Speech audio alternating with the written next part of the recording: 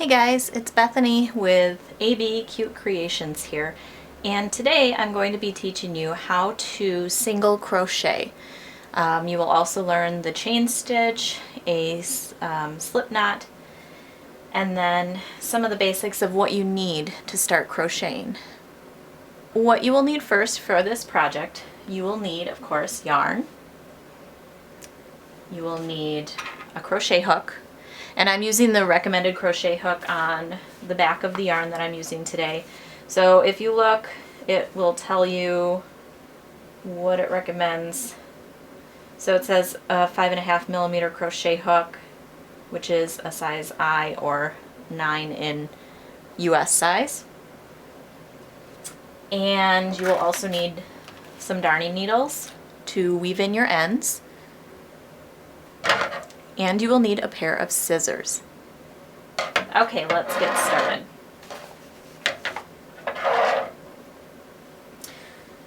So again, today we're going to be making a swatch similar to this. This is great for getting yourself started with crochet. Once you learn single crochet, it really can branch off and you can learn so many other stitches. It's so much easier to go off from there, but this is just a nice basic stitch to start off learning. And you can I started making blankets with this when I was in middle school, and I would just go back and forth and build up a huge blanket with this stitch. Okay, so the first thing you're going to do is you're going to pick up your yarn. You're going to have your end down here. So what you want to do is cross it over your working yarn. Okay, and then you're going to pick up your working yarn and pull it through.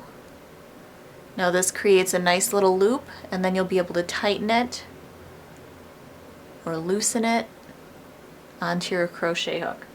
So I'll show you that again. Okay, so you're going to take your yarn, cross it over the working yarn, okay, and then you're going to bring this working yarn up. Let me see if I can make that more clear. So you're going to cross it over your working yarn, and then you're going to pick your working yarn and have it come up through the loop while you hold the crossed over yarn. You're going to pull it tight. Okay, let's try that one more time. We have our yarn. We're going to cross it over, and then you want to pull this working yarn up through here. You can pull. Okay, and now we're ready to put our hook in and start crocheting. So we're going to tighten it up, but you don't want to have it too unbearably tight where you can't pull your yarn through. You also don't want to have it so loose that there's no structure to your blanket or whatever it is you're creating. That's just too big. So we want to kind of have it nice and snug without being too snug. Okay, now you need to get comfortable with your yarn. Now, how I like to hold mine is have it drape over my fingers, and then it gives it a little bit of resistance without letting it slide around too much, and with also being too restricting where I can't pull on it. If I'm holding it tight with this hand, I can't pull here, and I won't be able to crochet very well. It'll make me really tight on my tension, and you don't want to be too tight. You also don't want to be too loose. Okay. So to get started, and it's going to take you a while to get comfortable, guys. I mean, it took me a long time to be comfortable with holding my finger up like this. I really did not like that, but practice, practice, practice. You know, you won't be able to crochet very long like this at first, but you'll work up to it. Okay, so you want to first start your chain by wrapping the yarn around your hook, and then you're going to pull that yarn through your loop. Now you've just done one chain. Okay, let's make another one. Yarn over,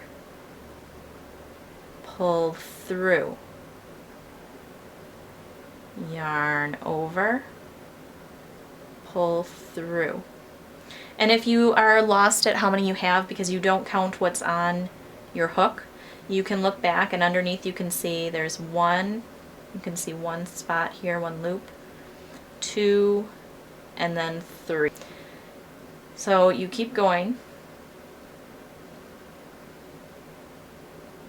We're going to wrap and pull through, wrap and pull through, wrap and pull through.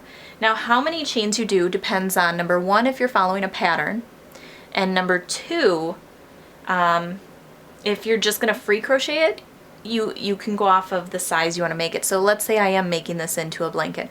I'd want to make it really long. Today I'm just going to do a little swatch, so I'm not going to do too many more stitches. Okay, that looks good enough for me. If you want to do a blanket, you'll have to go really long with it. It will take a long time, but it's fun to have something homemade and worth it. Okay, so for crocheting now, we're going to start our next row up. Now, whenever doing a pattern, what you always have to have is a chain stitch at the end to build up, because it raises your work up to the next level. So that's why whenever you're working, they usually say second chain from the hook.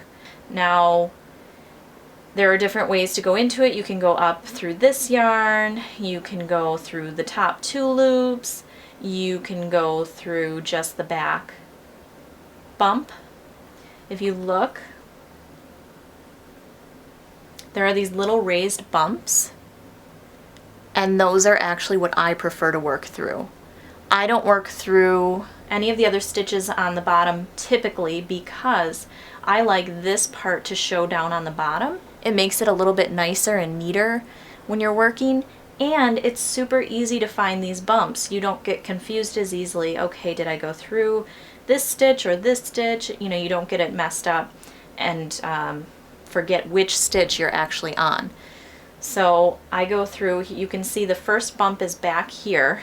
So I'm going to skip that first one and I'm going to work into the second one here. Okay. So you put your hook through that bump. Now you need to yarn over. Then you want to pull through. And then you're going to yarn over and then pull through both stitches on your hook. That's your first single crochet. So we're going to do another single crochet. Put your hook through the bump, yarn over, pull it through that bump, yarn over again, and then pull through both stitches. Let's try that again. Put your hook into the bump, then you yarn over, pull it through the bump, yarn over, pull it through both stitches on your hook. Okay, so here's the next bump.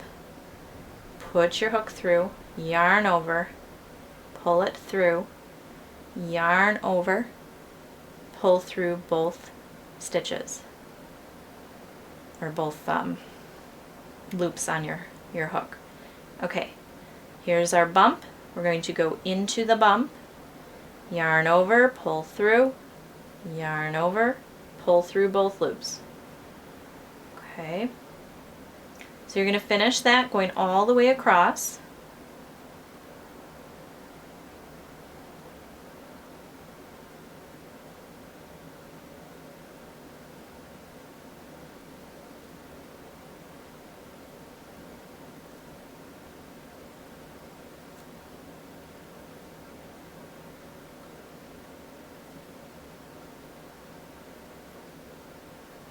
Okay, now we've finished our first row. Your chain stitch, your chain foundation does not count as your first row. Your first row starts when you make it and stitch in each chain. Okay, to start our second row, we need to raise up to that level first. Otherwise you'd have kind of a slope here and it would be harder to get back into this stitch that you just created. So we're going to chain 1. Now to do so in the middle of your work, again, you just wrap your hook and then pull through the loop. Now we have chained 1. We're going to turn our work, and you're always going to be working this way. Okay.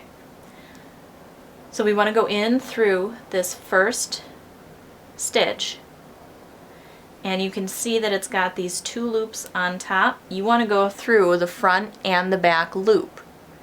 So we're going to go in through this hole and go under both these stitches both those loops, yarn over, pull through, yarn over again, pull through both stitches. Okay, we're going to do that all the way across. So you put your hook in the stitch, so you've got both of the loops on top. We're going to yarn over and pull through. We're going to yarn over again and pull through both loops. So let's go again to the next stitch.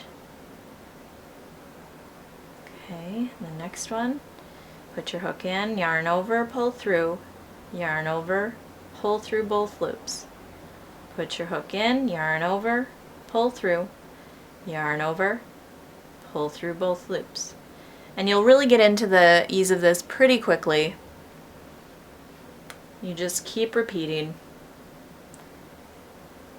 And then once you get all the way to the end, I'll show you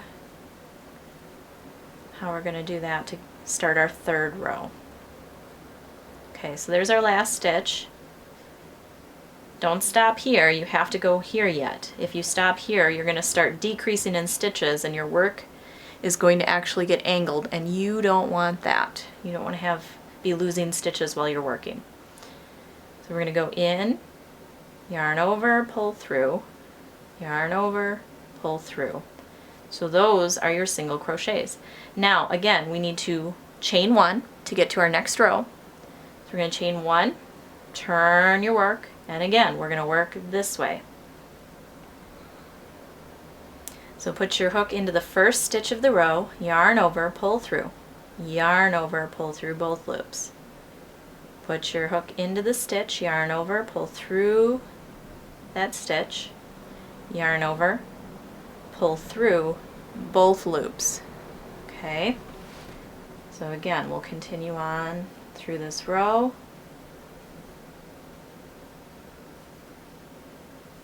And if you need to replay and pause it, that's fine.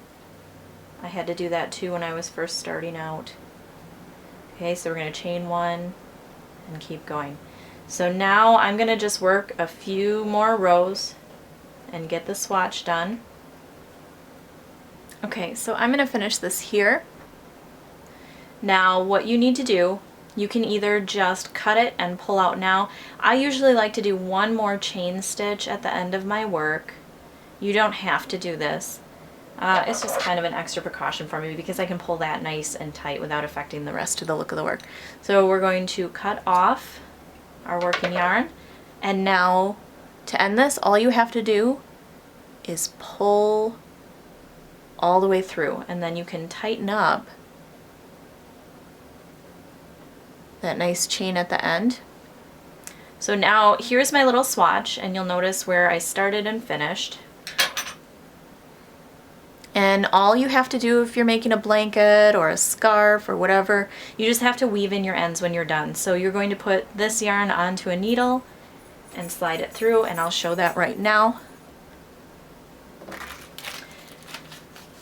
For your needles, you can use either larger darning needles or smaller ones. The bigger ones are easier to get onto the yarn, and I think this one works out nicely.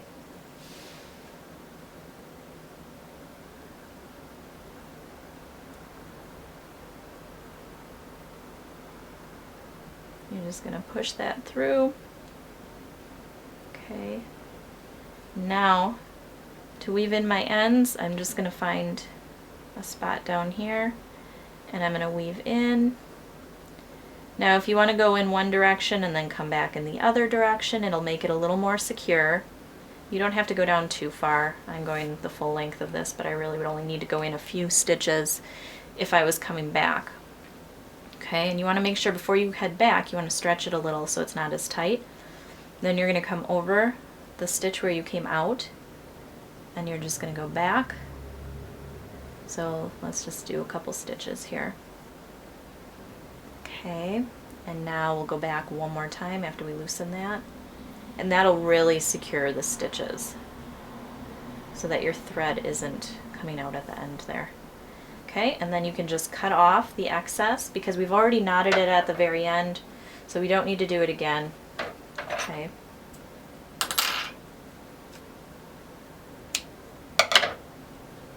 And that is how you weave in the ends.